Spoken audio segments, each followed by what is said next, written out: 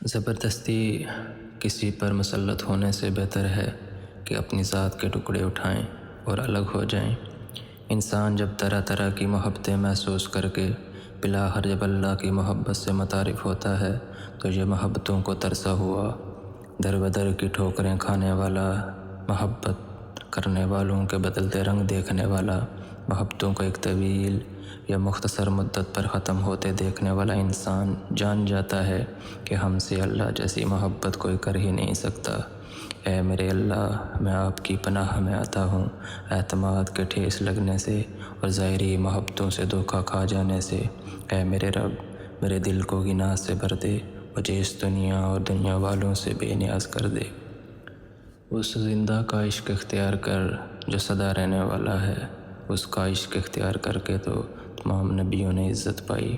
تو یہ نہ کہے کہ ہماری رسائی بادشاہ تک نہیں، کیونکہ کریموں پر بڑے کام دشوار نہیں ہوتے۔ مولانا جلال الدین رومی رحمۃ اللہ تعالی علیہ فرماتے ہیں کہ پھول بادل کے گرجنے سے نہیں، بادل کے برسنے سے اگتے ہیں، لہٰذا اپنی آواز کے بجائے اپنے دلائل کو ہمیشہ بلند کریں۔ صرف خدا ہی تمہارے دل کا بوجھ ہلکا کر سکتا ہے، اس لیے خاموش رہیں، خاموشی میں ہی آپ کی بھلائی ہے۔ جو عشق رنگ و روپ کو دیکھ کر کیا جائے اسے عشق نہیں بلکہ فسق کہتے ہیں۔ درویشوں کے علاوہ دنیا کے باقی لوگ بچوں کی مانند ہیں جو دنیا کے کھیل میں مگن ہیں۔ یاد رکھیں، مقدس اور پاک مقام میں داخل ہونے کا راستہ وہ آپ کے اندر ہی ہے۔ دانائی کا تعلق بالوں کی سفیدی سے نہیں، عقل اور تجربے سے ہے۔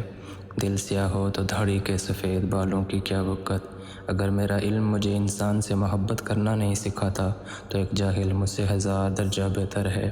خدا تک پہنچنے کے بہت سے راستے ہیں، لیکن میں نے خدا کا پسندیدہ ترین راستہ مخلوق سے محبت کو چنا، اور میں نے یہ محسوس کیا ہے کہ اگر آپ اللہ کا شکر ادا کرنا چاہتے ہیں تو اس کی مخلوق سے بھلائی اور محبت کریں۔ بیدار کر دینے والا غم غافل کر دینے والی خوشی سے بہتر ہے۔ کسی نے مولانا جلال الدین رومی سے پوچھا کہ دنیا کیا ہے؟ تو فرمایا، ہر وہ چیز دنیا ہے جو تمہیں اللہ سے دور کر دے۔ اگر تم عظمت کی بلندیوں کو چھونا چاہتے ہو تو اپنے دل میں انسانیت کے لیے محبت آباد کرو۔